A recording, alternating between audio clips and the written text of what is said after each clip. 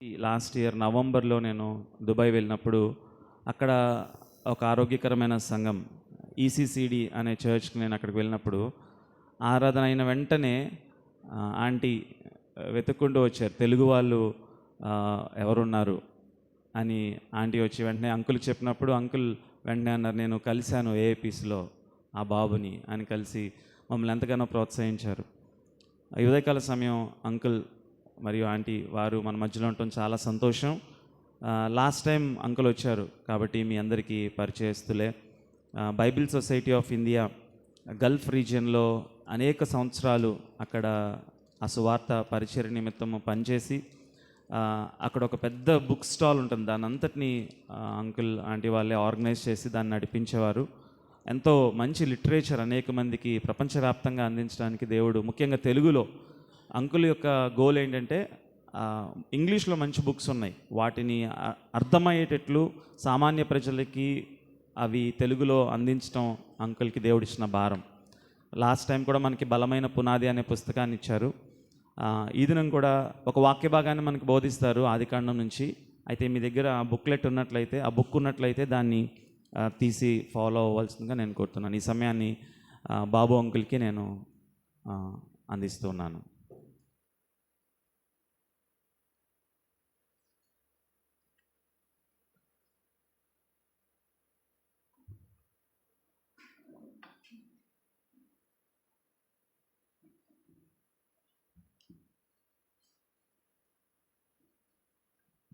దేవునికి స్తోత్రాలు. మీ అందరికీ వందనాలు. వాస్తవంగా ఇవాళ మీ దగ్గరికి రాలేనటువంటి పరిస్థితి. ఎందుకంటే నిన్నటి నుంచి కొంచెం అనారోగ్యంగా ఉన్నాను. మరి రాత్రంతా నిద్ర లేదు కదా, మరి ఐజయ్ గారికి చెప్పేసి సారీ అని చెప్పవచ్చు కదా, లాస్ట్ మినిట్ ఏమైనా అర్థం చేసుకుంటారేమో అన్నట్టుగా మా ఆవిడ చెప్పింది. నాకేంటంటే మా ఆవిడకి మీ సంఘం చూపించాలని నా ఆశ. నాకు ఇక వచ్చిన తర్వాత నాకు ఉన్నటువంటి సర్ప్రైజ్ ఏంటి తెలిసిన, పోయినసారి వినోద్ గారు చక్కగా ప్రైజ్ అండ్ వర్షిప్ నడిపించారు.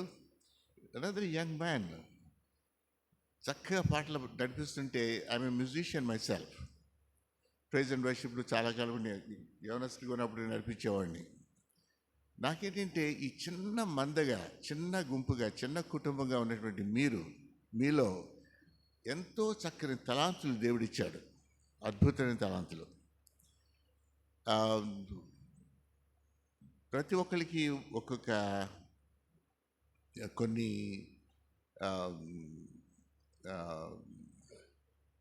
దాన్ని ఏమంటారంటే గిఫ్ట్స్ ఇస్తాడు దేవుడు, వరాలు ఇస్తుంటాడు. ఒక వరం ఏంటి తెలిసిన, connecting people to others with others. Ajay గారు నాకు డాక్టర్ కిరణ్, ఆయన ఇంటి పేరు గంట, మా ఇంటి పేరే, భీమవరంలో. ఇప్పుడు ప్రసాద్ అని ఆయన మణుగూరు ప్రక్కన ఇంక వేరే ఊరు ఉంది, అక్కడికి పరిచయం చేస్తే అక్కడ 3 రోజులు 9, 10, 11 అక్టోబర్లో మీటింగ్ పెట్టుకుంటున్నారు. వాళ్ళ ఆసక్తిని చూస్తున్నట్లయితే ఆయన 12 గ్రామాల నుంచి జనాల్ని 100 మందిని చేకూర్చి 3 రోజులు వాళ్ళకి తరఫీ వాక్యం బోధించబడాలనేటువంటి ఆశతో నన్ను పిలవడానికి కారణం ఏంటంటే అక్కడ 80% వాళ్ళు చదువు రాని వాళ్ళు. వాళ్ళకి ఏ విధంగా మనం అర్థమయ్యేలా చెబుతాం అనేటువంటిది ఆయన తపన అన్నమాట. నాకేంటంటే ఈ వృద్ధాప్యంలో ఇప్పుడు 76వ సంవత్సరంలో ప్రవేశించాను. ఆయన కృపచేత ఇచ్చిన కొద్ది సమయాన్ని, శక్తిని, నా ప్రయారిటీ ఏంటంటే అటువంటి వాళ్ళ దగ్గరికి వెళ్ళి వాళ్ళని చేతులు బలపరచాలా, పరిచర్యలో వాళ్ళని ఇంకొంచెం పురుకొల్పాలనేటువంటి ఆశ నాకు. ఇవాళ వాక్య భాగం బహుశా మీకు ఫేవరెట్ అయిపోతుందని నేను నమ్ముతున్నాను. పోయినసారి కుష్టివాణి కథ చెప్పాను, అది స్టోరీ నెంబర్ 1. లేకుంటే వాక్య అధ్యయన భాగం పాఠం నెంబర్ 1. ఇవాళ 2వ పాఠం 62వ పేజీలో ఉంటుంది. ఎవరికైతే ఈ పుస్తకం ఉంటుందో అది చూడండి, 62వ పేజీ. అదే బైబిల్లో కూడా ఆ టెక్స్ట్ మాత్రం ప్రతి మాట అది ఉన్నట్టుగా ఉంటుంది. అయితే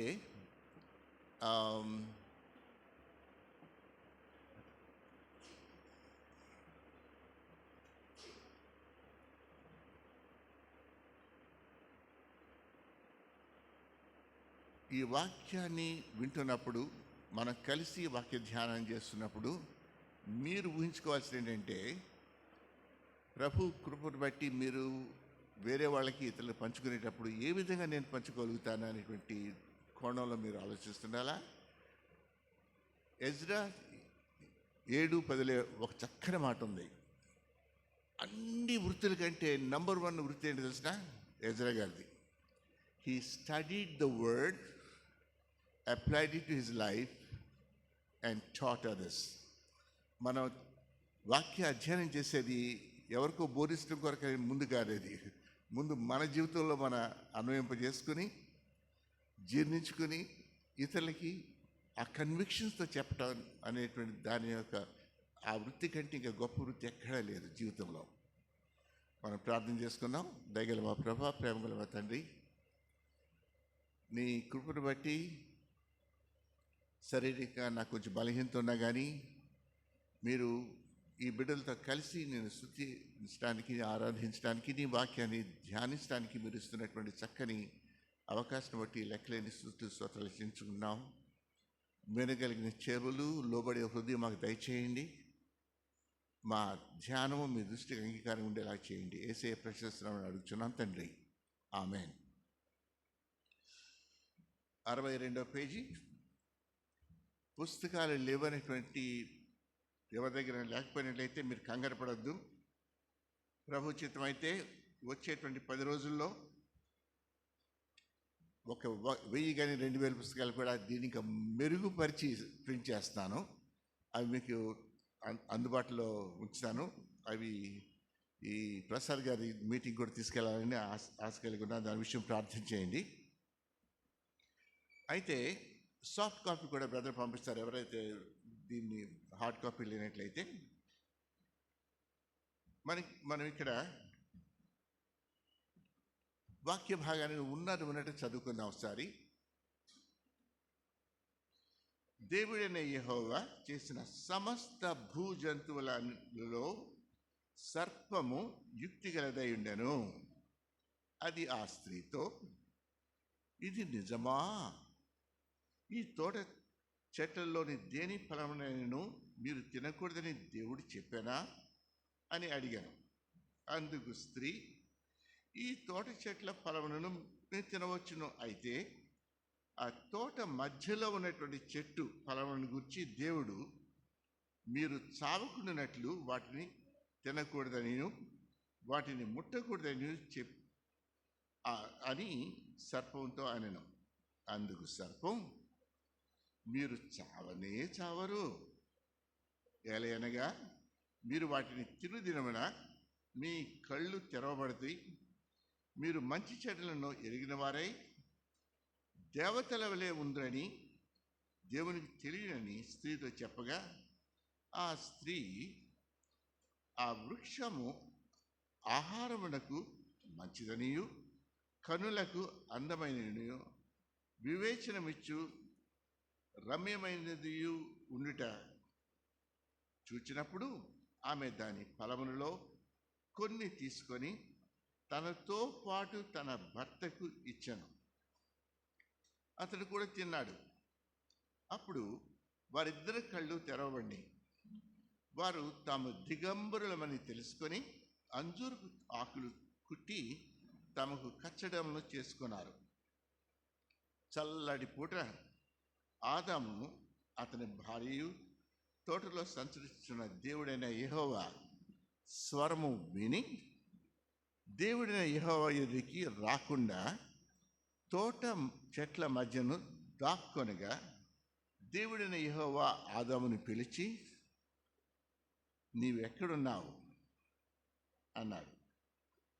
అందుకు అతడు, నేను తోటలో నీ స్వరం విన్నప్పుడు దిగంబరినిగా ఉంటుంది కనుక భయపడి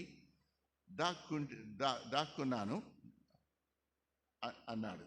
అందుకైనా, నీవు దిగంబరివని నీకు తెలిపినవాడు ఎవరు? నీవు తినకూడదని నేను ఆజ్ఞాపించిన వృక్ష ఫలమును నువ్వు తింటివా అని అడిగాను. అందుకు ఆదాము, నాతో ఉండుటకు నీవిచ్చిన ఈ స్త్రీ ఈ ఫలములలో కొన్ని ఇయ్యగా నేను తింటిని. అప్పుడు దేవుడైన యెహోవా స్త్రీతో, నీవు చేసినది ఏంటి అని అడిగినప్పుడు స్త్రీ, సర్పము నన్ను మోసపుచ్చినందున తింటిని. అందుకు దేవుడైన యెహోవా సర్పంతో, నీవు దీన్ని చేసినందున పశువులన్నింటిలోనూ భూజంతువులన్నింటిలోనూ నీవు శపింపబడిన దానివై నీ కడుపుతో ప్రాకుతూ నీ బ్రతుకు దినములన్నీను మన్ను తిందువు. మరియు నీకును స్త్రీకిని నీ సంతానమునకును ఆమె సంతానమునకును వైరము కలుగు చేసేదను. అది నిన్ను తల మీద కొట్టును, నీవు దానిని మడి మీద కొట్టుదవని చెప్పాను.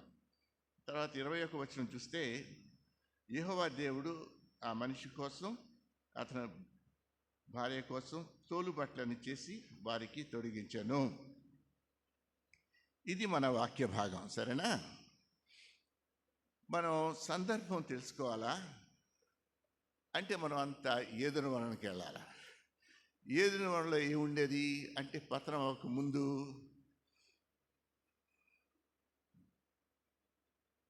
ఫస్ట్ ఆఫ్ ఆల్ దేవుని సన్నిధి, అంతేకాదు దేవుని సమృద్ధి. ఎంత సమృద్ధి అంటే అది చూసినప్పుడు తినటానికి బాగుంటుంది, కనులకు రమ్యంగా ఉంటుంది, జ్ఞానమునకు కోరదగింది అని సాతానుతో చావరన్నప్పుడు ఏ విధంగా ఆలోచించిందో అవ్వగారు, దేవుడు ఈ ఆదాము అవ్వలకి తినటానికి కానీ కళ్ళకి ఇంపుగా ఉండటం కానీ జ్ఞానాన్ని కానీ ఏమన్నా కొదువుగా చేశాడా? ఏమన్నా తక్కువ చేశాడా? ఆయన ఏమాత్రం తక్కువ చేయలేదు. అన్నీ కూడా సమృద్ధిగా ఆయన ఇచ్చినటువంటి పరిస్థితుల్లో, ఇంకా దానితో పాటుగా దేవుని సన్నిధి ఉన్నటువంటి పరిస్థితుల్లో దేవునికిని మనిషికిని ప్రకృతికిని హార్మోని, చక్కని సామరస్యం ఉండేది, చక్కని హార్మోని ఉండేది. అయితే మనం ఇక్కడ వాక్య భాగంలో మొదటిగా మనకి ఏం కనబడుతుంది? దేవుడని యెహోవా చేసిన సమస్త భూజంతువులలో మనం అధ్యయనం చేద్దాం. ప్రతి మాటని ఆలోచిద్దాం, ఒక్కొక్క సన్నివేశంలోకి వెళ్దాం. మొదటికి ఎవరు కనబడతారండి? సర్పము చాలా యుక్తి గలది. ఆ యుక్తిని ఏ విధంగా ప్రదర్శిస్తుందో మన కంట కనిపెడుతూ ఉండాలి. ఎవరిని అప్రోచ్ అయింది, ఎవరితో సంభాషణలో దిగింది సర్పం? స్త్రీతో. నేను అడిగే ప్రశ్న ఏంటంటే, ఆ స్త్రీ దగ్గర రాకుండా ఇంకెవరి దగ్గరికి వెళ్ళి ఉండొచ్చును?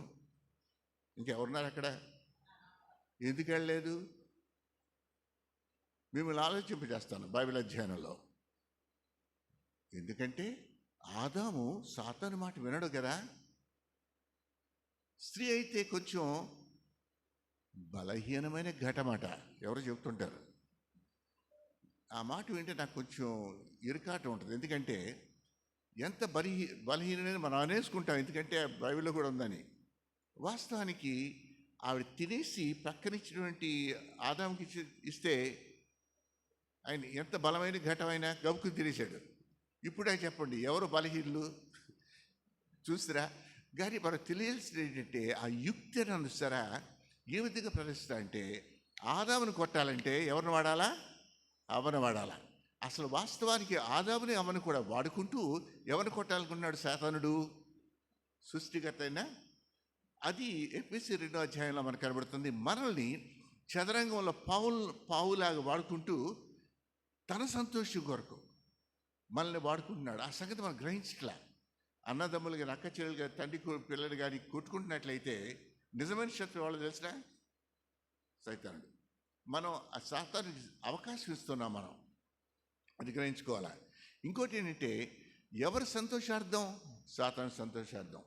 ఒకటి మనం గ్రహించుకోవాలి ఏంటంటే, మనం దేవుళ్ళలో తృప్తి పొందకుండా ఏ వ్యక్తిలో కానీ ఏ వస్తువులో కానీ మనం తృప్తి పొందుతున్నట్లయితే అది మనకి విగ్రహం అవుతుంది. ఐడల్ అనేది దట్ కంట్రోల్స్ యూ, నిన్ను నియంత్రిస్తుంది. అంతేకాదు నిన్ను ఎంతగా ఇండల్జ్ అయితే అంత ఎక్కువ ఆకలితో వదిలిపెట్టేస్తుంది, అంత తక్కువ తృప్తి ఇస్తుంది. చూస్తారా? Sin blinds you and binds you. ఆ కారణం చేత మనం ఒక భ్రష్టత్వంలోకి వెళ్ళిపోతుంటాం దేవునికి దూరంగా అయినట్లయితే. సరే, ఇప్పుడు సైతాన్ ఏం చేస్తున్నాడు? అవ్వని వాడుకుంటూ ఆదాముని లోపరుచుకోవాలని ఆశపడుతున్నాడు. చివరికి దేవుని మీద ప్రతీకారం తీర్చుకోవాలన్నట్టు ఇందాక చూసాం. అయితే ఏమని చెప్పాడు? ఇది నిజమా అని మొదలుపెట్టాడు. అని అంటంలో సాతానుడి యొక్క ఎత్తుగడ ఏంటి? అసలు ఎటువంటి విత్తనాల్ని నాటుతున్నాడు వాళ్ళ మనసులో? అనుమానం. ఇంకొక మాట ఉంది, అది కూడా ఆతో స్టార్ట్ అవుతుంది. కొంచెం ఆలోచిస్తుండండి. ఆయన ఏమైనా తక్కువ చేశాడా జనానికి, ఈ ఆదమవలకి? లేదు కదా, తృప్తి పడాల్సింది కదా. ఇప్పుడు నాకు చెప్పండి, ఇంకెటువంటి విత్తనాలని ఆ మనసులో పెడుతున్నాడు? అనుమానము అన్నాం కదా ఇక్కడ. ఆ సంతృప్తి జ్ఞాపకం ఉంటుందా? రెండు మాటలు, అనుమానం, అసంతృప్తి. అంటే దేవునిలో తృప్తి పడతాం. మనం జాన్ పైపర్ గారు అంటారు, God is glorified when we are satisfied in him. ఆయనలో తృప్తి పొందకుండా ఇంకెక్కడైనా కానీ అటు ఇటు చూసినట్లయితే మనం బానిసలు అయిపోతున్నాం. అది దేవుని మహిమకరంగా జీవించాం. సరే, అసంతృప్తి అనేటువంటి విత్తనాన్ని వేస్తున్నాడు. వేసి అప్పుడు అవ్వ యొక్క జవాబు ఏంటి?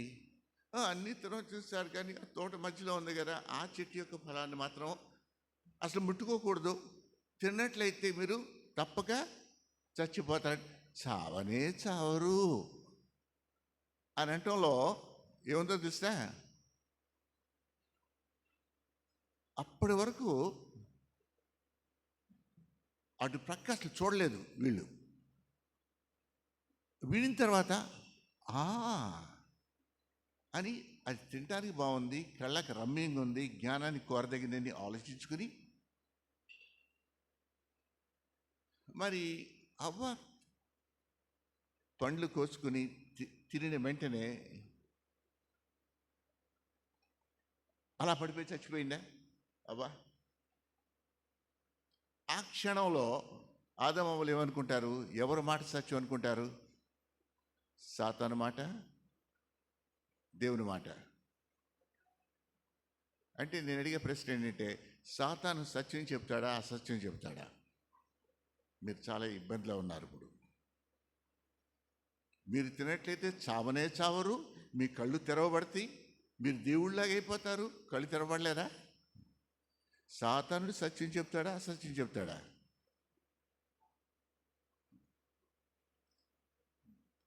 కొంచెం టైం ఇరకాటంలో పెడతాను, కానీ మిమ్మల్ని మన టైం కూడా ఎక్కువ లేదు కాబట్టి పూర్తి సత్యాన్ని చెబుతున్నాడా అది ప్రశ్న. అర్ధ సత్యం చెప్తే ఏది ఎక్కువ ప్రమాదకరం చెప్పండి? ఇక్కడ ఈ గ్లాసులోనేమో విషము అని ఉంది, బాటిల్లో, సీసాలో విషం అని కూడా లేబుల్ ఉంది. ఇక్కడ ఈ బాటిల్లో ఆరెంజ్ జ్యూస్ అంటారు కదా, నారింజ రసం అని పెట్టేసి అందులో ఒక్క చుక్క సైనైడ్ వేస్తారు. ఏంటి? విషం. అంటే పూర్తి విషం కాదు అది, పూర్తిగా ఆరెంజ్ జ్యూస్ కాదు. ఈ రెండింటిలో ఏది ఎక్కువ మోసకరమైంది చెప్పండి నాకు? మొదటిదా, రెండోదా? ఎందుకని? ఇక్కడ విషం కాబట్టి దూరంగా ఉంటావు నువ్వు. అయితే సత్యంలో అసత్యం కలిపితే ఎంత ప్రమాదం చూసారా? అంటే సాతానుడు సృష్టి ఆరంభంలో అవ్వని మోసగించడంలో సత్యంలో అసత్యం కలిపి తన్ని వశపరుచుకున్నాడే, లోపరుచుకున్నాడే.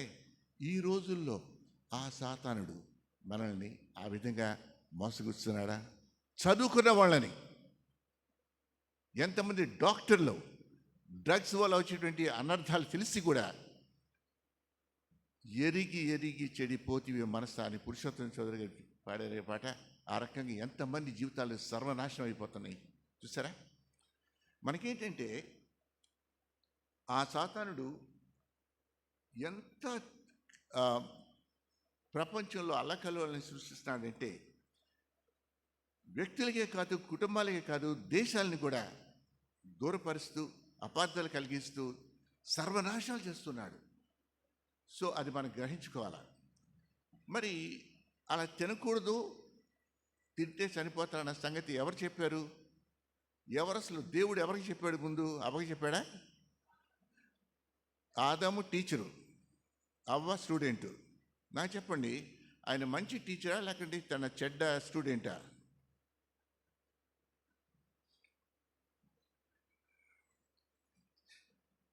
ఇక్కడ ఈ పరిస్థితుల్లో మనం వన్ వే ట్రాఫిక్ కాబట్టి మనం ఆలోచింపజేస్తానే కానీ నేనే జవాబు చెప్పేస్తుంటాను. ఎందుకంటే వేరే సవాల్ అయితే కొంచెం డిస్కస్ చేసుకునే పని. సరే, మీరు కానీ చిన్న గుంపులో డిస్కస్ చేసుకున్నప్పుడు ఈ చక్కగా మాట్లాడుకోండి. సంగతి ఏంటంటే, సూపర్ టీచరు, మంచోడు, ఉన్న సంగతి చెప్పేశాడు. ఆ తల్లి కూడా చాలా అర్థం చేసుకుంది. మనకి మియర్ హెడ్ నాలెడ్జ్, తలలో ఆ వివరాలని తెలిసినంత మాత్రంలో పాపంలో ఆకర్షణ వేరు, హెడ్ నాలెడ్జ్ వేరు. సమరయ స్త్రీకి మతపరమైన జ్ఞానం లేదా? ఆ జ్ఞానమే, బతుకు మాత్రం అవినీతి, ఇమ్మోరల్ లైఫ్ అన్నమాట తన జీవితంలో.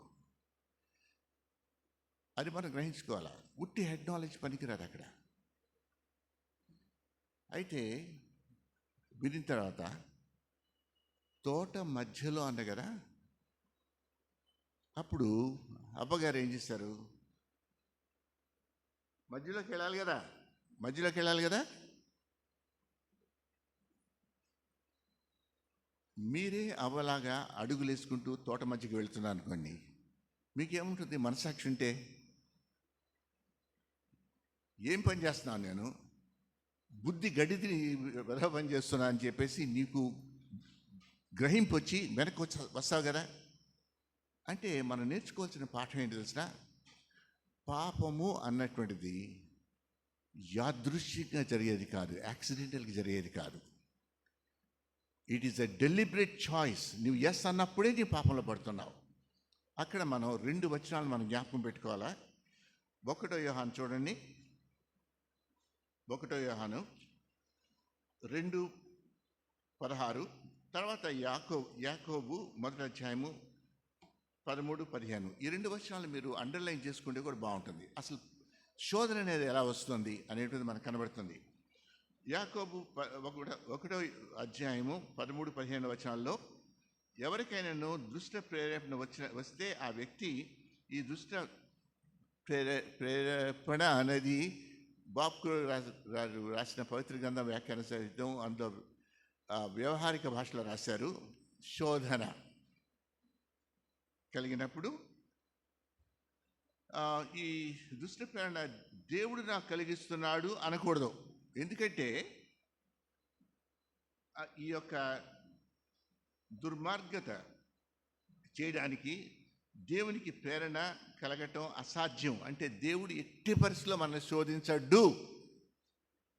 శోధన అంటూ వచ్చిందంటే అలా ప్రేరేపణ ఎవరికి కలిగించడు కూడా అని యాకోబులో 1వ అధ్యాయం 13-17 ఉంది. ఎందుకంటే ఈ లోకంలో ఉన్నది అంతా 1 యోహాను 2:16 చూస్తాను. అంటే శరీర స్వభావము, కోరికలు, కండ్ల కోరికలు, శరీరాశ, నేత్రాశ, జీవపుడంబం అని మన తెలుగు భాషలో ఉంటుంది కదా. ఇవి తండ్రి వల్ల కలిగేవి కావు కానీ లోకం వల్లే కలిగేవి అనేటువంటిది ఇక్కడ రాస్తుంది. ఇవన్నీ అవ్వ స్పందనలో కనబడుతున్నాయి. సరే, అందులోనే 64 పేజీలోనే మనం శోధించబడినప్పుడు దేవుని సహాయము 1 కొరింథీ 10-13, హెబ్రీకి 2:18 వచనం, 4వ అధ్యాయము 15-16 అన్నీ కూడా మీ రెఫరెన్స్లోనే మీ వ్యక్తిగత పర్సనల్ దీంట్లో మీరు చదువుకోవడానికి అందుబాటులో పెట్టిస్తాను. అది సరే, ముందు మనం అధ్యాయంలోకి వెళ్దాం. ఇక్కడ మనకి సాతానుడు ఆ విత్తనాలను విత్తాడు. వీళ్ళేమో బాగుందని విన్నారు. ఉట్టి హెడ్ నాలెడ్జ్ అనేది ప్రయోజనం కాదు. ఆ శోధనలో ఎప్పుడు మనం యాక్సిడెంట్లుగా ఎప్పుడు తప్పు చేయము. ఇట్స్ ఎ డెలిబరేట్ చాయిస్ అనుకుంటాం. ఇప్పుడు మనం చూడాల్సింది ఏంటంటే, ఈ అవ్వగారు వెళ్తున్నారు కదా, ఒక్కతే వెళ్ళిందా? తద్దపడిగా ఉన్నారా? అసలు ఆదాము ఎక్కడున్నాడు? బైబిల్లో నాకు కనబట్టలేదంటారు. ఎక్కడో పొలంలో ఉన్నాడు. ఒకవేళ ఎక్కడో ఉన్నాడు అనుకోండి, అవ్వ అలా తింటూ చూస్తున్నాడు అనుకోండి, అప్పుడే చూసేసాడు, దగ్గరికి వచ్చాడు. ఏం చేస్తాడు? తిను, నాకు కొడివా అంటాడా? నిజంగా చేతిని అలా కొట్టేసి తను కాపాడేవాడు కదా. అదే మనకు కనబట్టలే ఇక్కడ. అదే కాకుండా ఇంగ్లీష్లో అయితే she at and gave to Adam who was with her అని ఉంది. తెలుగు దాంట్లో అంత స్పష్టంగా కనబట్టలేదు, కానీ హీ వాజ్ దే. అంటే తినకూడదు దాన్ని తినటం వల్ల ఒక పాపం, అది చేయవలసి దాన్ని చేయకపోవటం అనేది ఇంకో పాపం అంటారు. ఇంగ్లీష్లో ఏమంటారు దాన్ని? ఏమంటే తెలిసిన? కమిషన్. అంటే ఫలం తినకూడదు కదా, తినేసావు, అది సిన్ ఆఫ్ కమిషన్. కానీ అది అవ్వ సిన్ ఆఫ్ కమిషన్లో షీఈస్ గిల్టీ ఆఫ్ ఇట్. మరి ఆదాము చెప్పండి నాకు, తిన్నాడా? తిన్నాడు. ఇద్దరు కూడా కమిషన్లో ఉన్నారు. కానీ ఆదాము ఒక ఆఖరి కూర్చొని చదివాడు. ఏంటి ఎక్కువ పొరపాటు చేసి? ఏంటి అది? చెప్పండి నాకు. అది సిన్ ఆఫ్ ఒమిషన్ ఏంటి చెప్పండి నాకు. దేవుడు ఆదాము చేసినప్పుడు రెండు జ్ఞాపకం పెట్టుకోండి. చెయ్యి ఒకటిలా ఒకటిలా. ఆయన శీలాన్ని, ఇది అర్థం అన్నమాట, ప్రతిబింబించేలాగిన ఆయన చేశాడు. ఇలా అంటంలో సమస్తాన్ని ఏలమని చెప్పాడు, అంటే రూల్ ఓవర్ గాడ్. ఇక్కడేంటి? ఆ సృష్టి అంతట్లో అవ్వ కూడా సృష్టే కదా, తను కాపాడా? లేదు. అంటే ఇప్పుడు he's committing sin of commission and omission. దేవుడు పురుషుడికి ఒక బాధ్యత ఇచ్చాడు. కొన్ని క్షణాల్లో దానికి కూడా వెళ్దాం. ఇప్పుడు మనకి ఏం కనబడుతుందంటే, ఈ అవ్వ వెళ్తుంది, తనతో పాటుగా ఆదాము వెళ్తున్నాడు. ఇంకెవరు వెళ్తాడు వాళ్ళ వెనకాల? కానీ ముందు కానీ నేను కొన్నిసార్లు డ్రామాలాగే ఇస్తాను. సో అవ్వ ఏమో చక్కగా వెళ్తుంది, ఆదాము వెనక వెళ్తున్నాడు కుతూహలంతో. వెనకాల ఉన్నవాడు ఎవరు తెలుసా? అక్కడ ఒక పాస్ట్ గారు ఉన్నాడు, ఆయన కొంచెం మధ్యప్రదేశ్ ఎక్కువ అనమాట. ఆయన ఏంటంటే ఇలా ఇలా సంతోషపడతా గెంతులు వేసుకుంటూ వెళ్తున్నాడు. ఎందుకని? పడ్డారు రైళ్ళు మా బుట్లో అది వాళ్ళకి చూపిస్తే వాళ్ళు ఆగిపోతారు అని లోపల గంతులు వేస్తున్నాడు. వాడు చూసిరా, సంతోషిస్తున్నాడు సైతాడు మన తప్పు చేసినప్పుడు. సరే, చివరికి వెళ్తుంటే ఆయన వెళ్ళాడు. తినొద్దన్నాడు కానీ చూడొద్దన్నాడా? అని తినొద్దన్నాడు కానీ ముట్టుకోవద్దన్నాడా? చూస్తే ఏమైపోద్ది చూద్దాం అన్నాడు. అతను ముట్టుకుంటే ఏమన్నా కరెంట్ షాక్లో ఉంటుంది, ఇదేం అలా. కానీ కాస్త అలా కొరుక్కుని తీసుకున్న తర్వాత, ఒక చిన్న కొరికే కదా తీసుకుంటే మనకి ఏమన్నా నష్టమా అనుకుని కోరుకుంటే. నా ప్రశ్న ఏంటంటే, అలా చేస్తూ ఉండగా ఆదాము ఎటువంటి వాడని మనకి గ్రహింపవుతుంది. మీరే ఆదాం అనుకోండి, ఎటువంటి అంటారు? మరట కోతి పిల్లి చేయిని వాడుకుని నిప్పులో ఉన్నటువంటి జీడిపప్పుని తీసుకుంటుందంట. అంటే అర్థమవుతుందా? తన చేయి కాలకూడదు కానీ ఎవరు చేయగా అటు మంచి పడతారా? కలిమికైన లేమికైన వ్యాధి అయిన ఆరోగ్యమైన అక్కడ చెప్పేశాడు. ఇక్కడికి వచ్చేసి నా చేయి కాలకూడదు, తన గానే తిన్నప్పుడు గబుక్కుని పడి చచ్చిపోయింది అనుకోండి, అప్పుడు నేను తినా. ఒకవేళ తనకి తిన్న తర్వాత బాగుందనుకొని తను బ్రతికే ఉంటే నేను కూడా తినేస్తాను అనేటువంటి మనస్తత్వం. ఈరోజు అటువంటి వాడిని ఏమంటారు? పచ్చి స్వార్థపరుడు, అవునా కదా?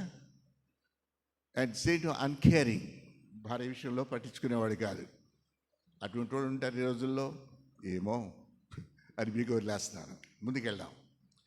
చివరికి అది తిన్న తర్వాత వాళ్ళు వెంటనే పడిపోయారా? చచ్చిపోయారా? చనిపోలేదు. అప్పుడు ఇందాక అనుకున్నాం, ఎవరి మాట సత్యం అనుకుంటుంది అనుకుని ఉండొచ్చిన వాళ్ళు సాతాను మాటే కరెక్టే కదా. కొన్నిసార్లు ఏంటంటే మన మంచిని కూడా చెడుని ఆపాదిస్తారు. They attribute wrong motives to the good things that are done. ఈ రోజులో జరుగుతుందా? పొలిటీషియన్స్ చూడండి, ఎంత మంచి చేస్తాం కానీ ఎందుకు చేస్తున్నాడో తెలిసినా ఎందుకు చేస్తున్నాడు అని స్వార్థం అనేటువంటి పాముతారు వాళ్ళ ఒక ఒక ఒక రాంగ్ మోటివ్ని. అది జరుగుతుంది ఈ రోజులో. అది బికాస్ ఆఫ్ సింపుల్ నేచర్. సరే, సైతాన్ అది చేశాను, మీరు కూడా దేవతలు అయిపోయారు. దేవత అవటం అంటే ఎలా అవుతారు? You become gods, small G. అంటే అసలు దేవుడు ఆయన శీలాన్ని ప్రతిబింబిస్తానికి అంత ఏలటానికి చేశాడు కదా. తర్వాత ఇలా పెట్టాలా, సృష్టి అంతటికి కిరీటంగా చేశాడు ఆయన్ని. చేసి ఆయన మహిమ కొరకు జీవించాలని ఆయన కోరుకున్నాడు. ఆయన డెప్యూటీ మేనేజర్ లాగా చేశాడు ప్రాపర్టీ మొత్తటికి. మనమేమంటాడంటే, నీ కిందనే ఉంటానికి నాకు ఇష్టం లేదు, నేను ఎలా బ్రతకాలో చెప్పడానికి నీవెవరవ నాకు అని దేవుని మీద వ్యతిరేకించుదరా. ఆ తిరస్కార మనసే పాపం అనేది. అది దాని పాపం అనేటువంటి డాక్టర్ మీరు చదువుకున్నప్పుడు అది దేవుని యొక్క గురి తప్పటం అనేటువంటిది. ఇంకోటి ఏంటంటే ఆజ్ఞ అతిక్రమం అని చెప్పేసి అన్ని నిర్వచనాలు ఉంటాయి.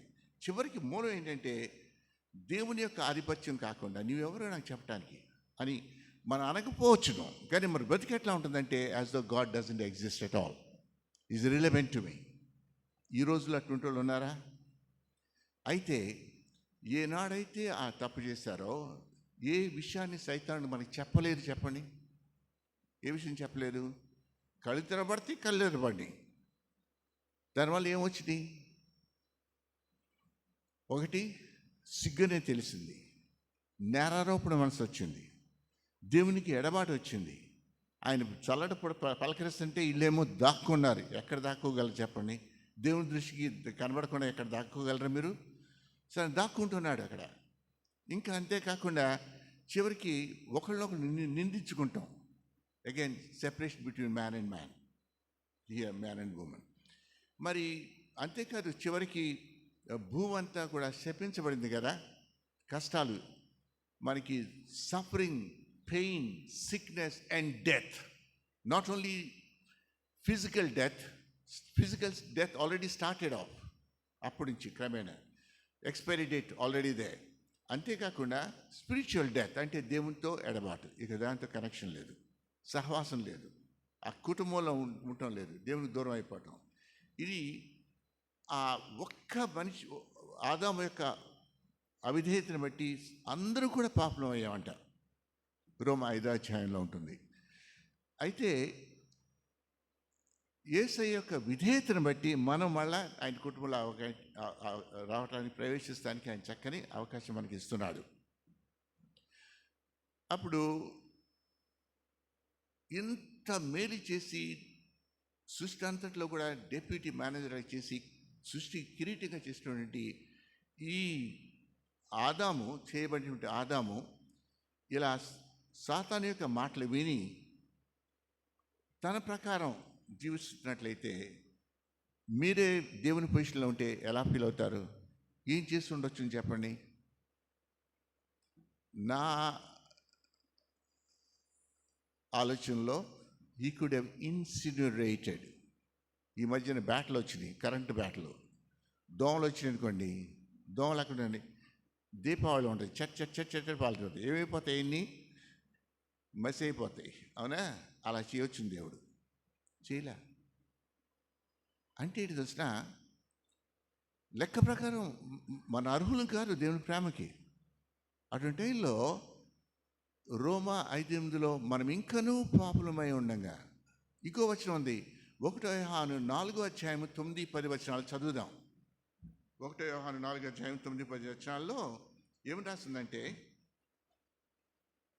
చాలా చక్కని మాట ఉంది. 1 యోహాను 4. ఆహా.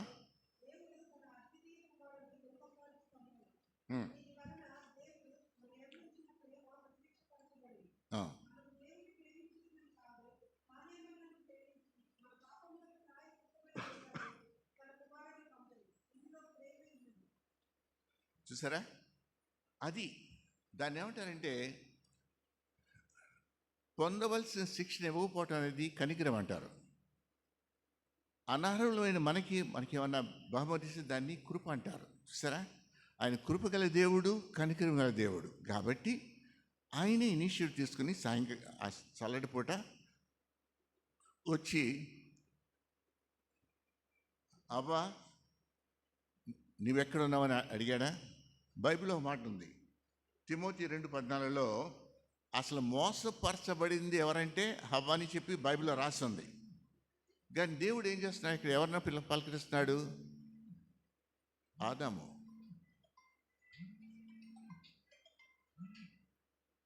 అయితే ఆదాముకి అంటే కుటుంబంలో యజమానిగా బాధ్యత ఎవరికి ఇచ్చాడు? ఆదాముకి ఇచ్చాడు కదా. అక్కడ మనం ఒక పాఠం నేర్చుకోవాల్సి ఉంది.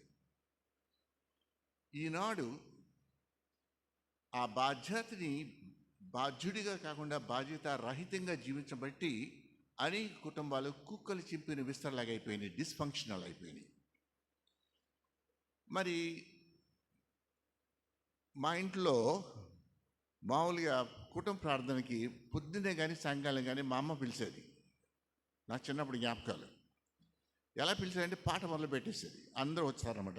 అలా కళ్ళు నలుపుకుంటూ వచ్చేవాళ్ళం. అక్కడ 2 సన్నివేశాలు మీ ముందు పెడతాను, మీరు ఆలోచించుకోండి. ఇది ప్రాక్టికల్ ఎగ్జాంపుల్. అది ఏ పాట పాడదాం, ఏ వాక్యం చదువుదాం అంటే, ఒకవేళ మా అమ్మాయి మీ నాయనకి ఏం తెలియదే, ఇది చదువు లేకుంటే ఈ పాట పాడు అన్నట్లయితే, నువ్వేమో భక్తిగా కుటుంబ ప్రార్థన చేయడంలో ఇనిషియేటివ్ తీసుకుంటంలో నువ్వు తీసుకున్నావు, సంతోషమే. కానీ ఏమంటున్నావు? మీ నాయనకి ఏం తెలియదు, ఈ పాట ఈ వాక్యమే చదువు అంటంలో ఒక సినారియో కనబడుతుంది. అలా అనకుండా ఏ వాక్యం చదవమంటారంటే డాడీని అడుగు అన్నాం అనుకోండి, ఎలా ఉంటుంది అక్కడ? నిజంగానే మా నాయన కంటే అమ్మకే వాక్య జ్ఞానం అంటే థియరిటికల్ నాలెడ్జ్ ఎక్కువ ఉండవచ్చునేమో, కానీ డాడీని అడుగు అంటంలో దేవుడు భర్తకి లేకుంటే తండ్రికి ఇచ్చినటువంటి బాధ్యతని ఆయన పొందుకునేలాగా లేకుండా ఆ స్థితిలో ఉండటం కొరకని దేవుడికి సహాయపడుతుంది ఈ తల్లి. చూస్తున్నటువంటి బిడ్డలకి మాదిరికరంగా ఉంటుంది. చూసారా? గనక పురుషులకి చెప్పేది ఏంటంటే, దేవుడు ఇచ్చినటువంటి బాధ్యతని నిర్లక్ష్య పెట్టకూడదు, చాలా ప్రమాదం అది. స్త్రీలకి చెప్పేది ఏంటంటే దానికి సహకరించాలి, కానీ భర్తని కొంచెం చిన్నగా చూస్తూ ఆ నెగిటివ్ మాట్లాడినట్లయితే అది క్షేమం కాదు, అది దేవునికి మహిమ కాదు అది. సరే, ముందుకెళ్దాం. అక్కడ ఆదాము సాయంకాలం దేవుడు వీళ్ళని పలకరిస్తానికి వచ్చి, ఆదాము నువ్వు ఎక్కడని అడిగాడు కదా. అక్కడ ఒక చిన్న జరిగిన సంగతి మీకు చెబుతాను, ఆ తర్వాత ముందుకు వెళ్ళిపోదాం. నేను లోయలా కాలేజీలో హెడ్ ఆఫ్ ది డిపార్ట్మెంట్లో పనిచేస్తున్నాను. మా అల్వాల్ అనేటువంటి స్థలంలో, సికింద్రాబాద్లో ప్రక్కనే వినియార్డ్ ఉండేది. బార్బుడ్ వైర్ ఉంటుంది, అక్కడేమో ద్రాక్ష తోటలు. ఒక ఆయన ఐఏఎస్ ఆఫీసర్ ఒక ఆయన ఉండేవాడు. ఆయన చాలా పేరుగాంచిన వాడు, మంచి భక్తి కలిగిన వాడు. వాళ్ళ కొడుకు నా స్టూడెంట్. వాడేం క్లాస్ని ఎగ్గొట్టి నలుగురు వేసుకుని ప్రక్కన ఉన్నటువంటి వినియార్డ్లోకి వెళ్ళాడు. వెళితే అక్కడ ఉండేటువంటి కాపర్లు వాళ్ళ డ్యూటీని కరెక్ట్గా చేశారు. చివరికి నన్ను పిలిచారు. అంతవరకు వాస్తవం, నిజంగా జరిగింది. నేను చూస్తే ప్రతి ఒక్కరిని ఒక స్తంభాన్ని కట్టేశారు. బట్టలన్నీ మురికి కొన్ని వాళ్ళు కొట్టారో, తిడతమాట తిట్టు ఉంటారు, అన్నీ జరిగినాయి. అలాగే ఒక్కొక్కడు స్తంభానికి కట్టేశారు ఒకడిని. ఇక్కడ జరగదు ఏంటంటే, అది మేము ఊహించుకుందాం. ఆ తండ్రి అక్కడికి వచ్చాడు అనుకోండి, ఒరేయ్ బాబు, నేను దేవుని తర్వాత జీవించేది నీ కొరకేరా, నాకంటే పెద్దవాడు అవ్వాలని చెప్పేసి నీ జీతం కట్టి నేను క్రైస్తవ సంస్థలో పెడితే, ఆ డబ్బులు కట్టి దాని పాఠాలు నేర్చుకునే బదులు చెడ్డ కోతి వన వల్ల చెప్పినట్టుగా నీవు వేరే వాళ్ళని కూడా తీసుకెళ్ళి ఎటువంటి మాదిరి చూపిస్తున్నావు. సరే, వెళ్ళావు. దేని కొరకు వెళ్ళావు? ద్రాక్ష పళ్ళకి. అది పండనటువంటి ఎట్లా ఉంటాయి? తీపిగా ఉంటాయా లేకపోతే పుల్లగా ఉంటాయా? పుల్లగా ఉంటాయి కదా. నీకు ఎన్ని కావాలా? కిలో కావాలా? 2 కిలోలు కావాలా? టన్ను కావాలా? మొత్తం తెచ్చిపెట్టేవాడు నేను. అది అవతల పెట్టు. ఎటువంటి వాళ్ళ చేత అనగూడ మాటలు పడ్డావు నువ్వు, ఎటువంటి వాళ్ళ దెబ్బలు తిన్నావు నువ్వు. Adam where are you, Adam where are you అంటంలో నేను ఎటువంటి స్థితిలో నేను పెట్టాను, నీ ఎటువంటి అధోగతికి కిందకి వెళ్ళిపోయావు, భ్రష్టత్వంలోకి వెళ్ళిపోయావు అని అంటంలో మానవ తండ్రి అయితే గుండె పగిలిపోయి ఉంటుంది. Broken heart with the tears, Adam where are you. మనం ఎప్పుడైనా పాపం చేసినప్పుడు అది గ్రహించుకోవాలా. It's not a sin, rule అది కాదు. We break the heart of God. Sin అనేటువంటి ఆయన దృష్టిలో చాలా తీవ్రమైంది. ఆయన మన ప్రేమిస్తాడు కాబట్టి అలా ఫీల్ అవుతాడు ఆయన. అయితే యాడమ్ వేర్ ఆర్ యూ అంటే, డాడీ ఐఎమ్ సారీ అని అనొచ్చాడు కదా. ఏమన్నాడు? చిన్నప్పుడు ఒక పాట విన్నాను, happy to be a bachelor boy అంట. బ్రహ్మచారిగా ఉన్నప్పుడు ఎంతో ఆనందంగా ఉండేవాడిని. దీనికి కారణం ఎవరు చెప్తా? నువ్వు ఇచ్చినటువంటి ఈ స్త్రీ, వన్ షాట్ టూ బర్డ్స్. ఎవరు నిందిస్తున్నాడు? దేవుణ్ణి. అవ్వా నువ్వేం చేసావంటే, తను కూడా అదే పద్యం పాడుతుంది, పాట పాడుతుంది. ఏమనంటుంది? సర్పం ఎవరు చేశారు? దేవుడు. అదే పాట పాడుతుంది. అంటే బాధ్యతని సొంతంగా తీసుకుని సారీ చెప్పాకంటే ఇతరుల మీద దొర్లించేటువంటి మనస్తత్వం ఎవరు నేర్పారు వాళ్ళకి? ఏమైనా పుస్తకాలు నేర్పించినా, స్కూల్లో నేర్చుకున్నారా? లేదు. ఆ జీన్స్ మన కళ్ళ ముందు కనబడుతుంది, మన జీవితాల్లో కనబడుతుంది, మన పిల్లల్లోనూ మన చుట్టుపక్కల సొసైటీలో కనబడుతుంది కదా. అయితే సర్పం దగ్గరికి వస్తే, నీవు ఇలా చేసావు కాబట్టి నీవు శపించబడిన దానవు సర్పంతో. ఇక్కడ మీకు నీవేమో పొట్ట మీద ప్రాకుతూ ఉంటావు, నీవు మన్ను తిందు అని పాత తెలుగులో ఉంది. ఇక్కడ చదవండి, నోట్స్ ఏం రాస్తాను. 65వ పేజీలో ఈ బాపులో గారు రాసినటువంటి పవిత్ర గ్రంథ వ్యాఖ్యాన సహితం దాంట్లో, నీ బ్రతుకంతా నోట్లో ధూళిపడి కడుపుతో ప్రాకుతూ ఉంటావు. పాము మన్ను తింటుందా? కప్పలు తింటుంది. ఇది భాషాలంకారంగా దీన్ని చూడాలే కానీ అక్షరాల చూడకూడదు అని బైబిల్ చెప్తుంది. సార్ పాము మన్ను తింటుందంటే తినాల్సిందే, అందుకని బైబిల్ చెప్తుంది కాబట్టి అట్లా అనకూడదు, చేతస్థంగా వాదించకూడదు మనం. ఎందుకంటే ఇలా ఉన్నప్పుడు భూమికి దూరంగా ఉంటాం కదా. నీ ప్రాకుతున్నప్పుడు ఏమవుతుందంటే ధూళి పడతా ఉంటుంది కదా నోట్లో, ఎందుకంటే భూమికి దగ్గరలో ఉంటుంది నోరు. అలా ఫిగరేటివ్గా చెప్పాడే కానీ లిటరల్గా అక్షరాల పాము మన్ను తినదు, కప్పలు తింటుంది, వాటిని తినదు. సరే, మనం లాస్ట్ ఫ్యూ మినిట్స్కి వస్తున్నాం. చివరికి ఈ శపించబడినటువంటి నీకును స్త్రీకి వైరం పెడతాను, నీ సంతానానికి స్త్రీ సంతానానికి. అక్కడ పురుషుడు మాట లేదు. అక్కడ సంతానం అంటే హేబెలు కయీను వాళ్ళ ద్వారా కాదు, చివరికి ఎవరి ద్వారా? యేసయ్య ద్వారా. అంటున్నాడు, నీ మడం మీద కొడతావు కానీ ఆయన తలని చిత కొడతా అన్నాడు. మడం మీద కొడతాం అనేది మన అపరాధంలో నిమిత్తమై యెషయా 53లో ఆయన నలుగొట్టబడ్డాడు అంది కదా, అది జరిగింది. అది కానీ తల చితగొట్టబడటం అనేది ఎక్కడ ఎప్పుడు జరిగింది? 2000 సంవత్సరాల క్రితం సిలువలో జరిగింది. ఆయన ఏం చేశాడంటే, మీరు 66వ పేజీలో చూడండి, అండర్లైన్ చేసుకోండి. కొలస్సీ 2వ అధ్యాయము 13-15 వచనంలో మన పాపాలన్నీ ఆయన తీసుకుని మేకులతో కొట్టేశాడంట సిలువ మీద. Once and for all finished అని అనుకోకూడదు. మనకి భూతకాలము, వర్తమాన కాలము, భవిష్యత్తులో ఏ విధంగా తలచెల్లబడుతుందో చూపిస్తాను. భూతకాలంలో అనేదానికి కొలస్సీ 2 చెప్పాను కదా. అయితే క్రీస్తు కాళ్ళ కింద అనేది ఎక్కడుందంటే 1 కొరింథీ 15:25 అండర్లైన్ చేసుకోండి కావాలంటే.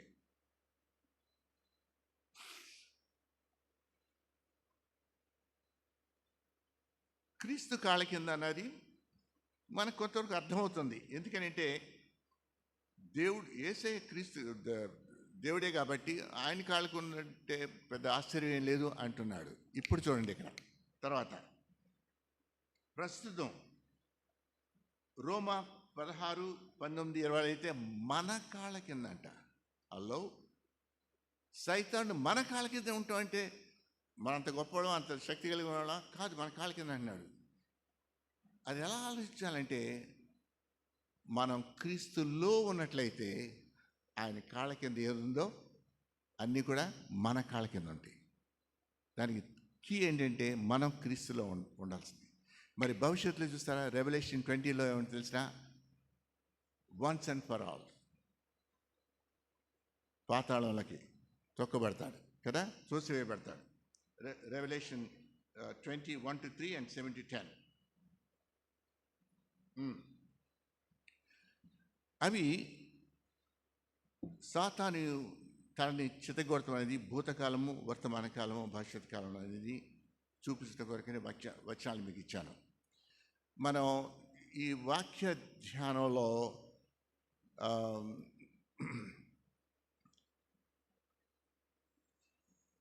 ఇది జ్ఞాపకం పెట్టుకోవాలి. వాళ్ళు సిగ్గుగా పండు తిని వెంటనే దిగంబరుని గ్రహించారు కదా. వాళ్ళు ఏం చేశారు, కచ్చడములను కట్టుకున్నారు కదా. ఆ కచ్చడాలు అంటే మతము అనేది మీరు మనసులో పెట్టుకోవాలి. అందులో నోట్స్ మీకు ఇచ్చాను. మతం అనేది పాపాన్ని తీసివేయలేదు, పాప స్వభావాన్ని మార్చలేదు. మతం అనేటువంటిది ఏంటంటే నిష్ఫల క్రియ. మనం ఎన్ని చేసినా కానీ దేవుని తృప్తిపరిచేది కానే కాదు. అది తెలుసు దేవునికి. మరి కచ్చడాలు కట్టుకుంటే దాక్కునే అవసరం ఏముంది? చల్లటిపూట దేవుని యొక్క స్వరం వినబడినప్పుడు సరిపడదని దేవునికి తెలిసి ఆయన ఏం చేశాడు, 21వ వచనంలో చర్మపు వస్త్రాలను ఇచ్చాడు కదా. మరి చర్మ వస్త్రం మనకు రావాలంటే ఎలా వస్తుంది? చర్మ వస్త్రం ఒక జంతువు చంపడాలి కదా. అంటే ఇక్కడ మనకు కనబడుతుంది ఏంటంటే, ఈ యొక్క వాక్య భాగంలో మొదటి గాస్పెల్ మెసేజ్ కనబడుతుంది. ఇంకోటి ఏంటంటే, హెబ్రీలకు రాసిన పత్రిక 9వ అధ్యాయం 21-22 వచనాల్లో రక్తం చిందించకుండా పాపక్షమాపణ లేదు. లోక పాపను తీసుకొని వెళ్ళేటువంటి దేవుని గొర్రెపిల్ల యేసయ్య కదా. ఈ యొక్క రక్త ప్రోక్షణ అవసరత కనబడుతుంది. అది ఎవరు చేశారంటే యేసయ్యే ఆ జంతువుల్ని చంపి ఆ చర్మ వస్త్రాలు ఇచ్చాడు కదా. ఆ జంతువే, ఆ బలి పశువే యేసయ్య అయ్యాడు. ఎందుకంటే గొర్రెల యొక్క రక్తము, ఎద్దుల యొక్క రక్తము మన పాపాలను తీసేయలేదు కదా. గనుక యేసయ్యే మన కొరకు 1 కొరింథీ 5:21 అయితే ఆయన నీతిమంతుడైన దేవుడు మన అనీతిమంతుల మన కొరకు ఆయన మనల్ని నీతిమంతులుగా చేయడానికి మన కొరకు మన బదులు ఆయన పాపి అయ్యాడు అని ఉంది. చూసారా, he became sin for us so that he can make us righteous. ఆయన నీతిని మనకు ఇచ్చాడు. అందుకనే రోమా 5వ అధ్యాయంలో 8:1 5:1 కూడా క్రీస్తు యేసులో ఉన్న వాళ్ళకి ఏ శిక్షా విధి లేదు, ఆయన నీతి మనకి ఇస్తున్నాడు. నీతి అంటే 4 రకాలు, కొన్ని క్షణాల్లో చెప్తాను, మీ మనసులో గుర్తుండిపోతుంది. ఏ మతస్థుడైనా కానీ భక్తి కార్యాలు చేసేటువంటిది స్వనీతి అంటారు. ఎవడైనా కానీ ఏ మతం అనేది స్వనీతి అని జ్ఞాపకం ఉంటుంది కదా. పక్షులకు భోజనం పెడతాం, ఇంకెన్నడో చేస్తుంటారు, ఉపవాసం అంటాం, అంతా స్వనీతి. ధర్మశాస్త్రపరమైన నీతి ప్రకారం నేను అనింద్యుడు అంటున్నాడు ఎక్కడ 3వ అధ్యాయంలో ఫిలిప్పీయులకి. చూస్తారా, అంటే ధర్మశాస్త్రంలో నీవు తప్పు పని చేస్తే అక్కడ రుజువు ఉంటేనే, వ్యభిచారం చేసినా, దొంగతనం చేసినా, చంపేసినా కానీ, మర్డర్ చేసినా కానీ నీవు ఆ క్రియ చేసినట్టుగా నీవు యు గిల్టీ ఆఫ్ ఇట్. నా ఆలోచన ఎట్లా ఉన్నా పర్లేదు, ఆ క్రియ చేస్తేనే నీవు. సో శాస్త్రపరంగా నేను అనింద్యుడును అంటున్నాడు ఎక్కడ 3వ అధ్యాయంలో. అదే 1 తిమోతి 5:1-15 అయితే పాపులందరిలో కూడా నేను ప్రధాన పాపిని అంటున్నాడు. ఏంటి మరి దానికి దీనికి ఏంటంటే, దేవుని యొక్క వాక్య వెలుగులో, ఆయన యొక్క పవిత్రత వెలుగులో మనం చూసుకున్నట్లయితే యేసు ఏమన్నానంటే, he equated thought with action. నీ తలంపు ఈ కార్యం యొక్క విత్తనం అంటున్నాడు. అంటే ఒక స్త్రీని వ్యభిచారపు మనసుతో చూసినట్లయితే, మోహపు చూపుతో చూసినట్లయితే వ్యభిచించినట్లే అంటున్నాడు. ఒక వ్యక్తిని ద్వేషించినట్లయితే ఆ ద్వేషం అనేటువంటి విత్తనం ఈక్వల్ టు తన హత్య చేసేసినట్లే అంటున్నాడు. అందుకని వీళ్ళందరినీ లైన్ పెడితే వాళ్ళు ఏదో బలహీన మూమెంట్లో పడిపోయారు, చేయకూడని పాపాలు చేశారు, వాళ్ళు పాపులు. నా ఊహలో వాళ్ళందరూ చేసే పాపాల కంటే భయంకర పాపాలు నేను ఊహించుకుని నా ఊహలో చేసేటువంటి స్తోమత నాలో ఉంది. ఎందుకంటే నేను పాపిని అనే సంగతి ఆయన గ్రహించుకున్నాడు. అది అక్కడ పాయింట్. సో ధర్మశాస్త్ర నీతి, స్వనీతి రెండు చూసిస్తాం. అయితే ఇప్పుడు యేసయ్య వీళ్ళకి ఏంటి, చర్మ వస్త్రాలతో కప్పటం, కవర్ దెమ్. చూసారా? దాని అర్థం ఏంటి తెలిసిన? ఆయన నీతి మనకిస్తున్నాడు. అర్థమైంది కదా? అంటే ఒక రోడ్ సైడ్ పిల్లల్ని తీసుకొచ్చేసి ఒక రాజుగారు కొడుకులాగా దత్తత చేసుకున్నాడు అనుకోండి, ఆ క్షణంలో ఏమైపోతాడు? రాకుమారుడు అయిపోతాడు కదా. చూసారా? దాని కొరకు ఏమన్నా did he earn it, did he pay for it? ఏం ఖర్చు పెట్టలేదు, రాకుమారుడు అయిపోయాడు. ఇప్పుడు ప్రాక్టికల్ రైచియస్నెస్ ఉంది. ఆ నీతిమంతులుగా దేవుడు చేశాడు కాబట్టి మనం నీతిగా బ్రతకాల. అది నా నోట్స్లో ఇచ్చాను మీకు. అలా బ్రతకపోయినట్లయితే 1 యోహానులో కనబడుతుంది, you are not even born again. నేను మార్మల్స్ పొందేశానని చెప్పేసి అంటాం, కానీ నీ బ్రతుకు గతంలోకి ఇప్పటికీ కుక్కతో ఒక వంకరలాగా అట్నే ఉందనుకోండి, ఏమాత్రం నీలో మార్పు లేదు. అట్లయితే నీ మార్మల్స్ పొందలేదు అన్నట్టుగా బైబిల్లో ఉంది మనకి. అందుకని ఆచరణపరంగా, అంటే రాకుమారుడిగా బ్రతకటం, నీతిగా దేవుని కుమారుడిగా బ్రతకటానికి మనకు మనం చేయలేం, కానీ దేవుని పరిశుద్ధాత్మ సహాయం చేత ఇంకా కావాలంటే ఒక వచ్చిన జ్ఞాపకం పెట్టుకోవాలనుకుంటే రోమా 8వ అధ్యాయము 11-13లో మీరు ఆత్మచేత ఇఫ్ యు కిల్ సిన్, పాపాన్ని చంపినట్లయితే మీరు జీవిస్తారంటున్నాడు. అది మనకి అనుదినం మన జీవితంలో ఉండాలి. అది దేవుని బిడ్డగా బ్రతకడానికి దేవుడు మనకి ఇచ్చేటువంటి చక్కని వాగ్దానం. అది ఇవాళకి బైబిల్ అధ్యయనం అయిపోయింది. దేవుడు ఆయన నీతిగాను ఆయనగా బ్రతకటం కొరకని ఆయన కృపచేత మనకి నీతి సాధనాలను ఇచ్చాడు. మీన్స్ ఆఫ్ గ్రేస్, కృప అవకాశాలు. దేవుని యొక్క వాక్యమే కాదు, దేవుని బిడ్డలే కాదు, దేవుని కుటుంబం కాదు, బల్ల అవి కూడా. ఎందుకంటే మనం స్వపరీక్ష చేసుకుంటూ నీతిగా బ్రతకటంలోనూ అన్నిటికీ మనకు సహాయపడేటువంటి అవకాశాలు దేవుడు ఆయన కృపచేత మనకి ఇచ్చాడు. లేకపోతే మనం బ్రతకలేము. దేవుడు మనకి ఇచ్చేటువంటి చక్కని అవకాశాన్ని బట్టి దేవుని స్తుతులు, స్తోత్రాలు. God bless you. You'll take over.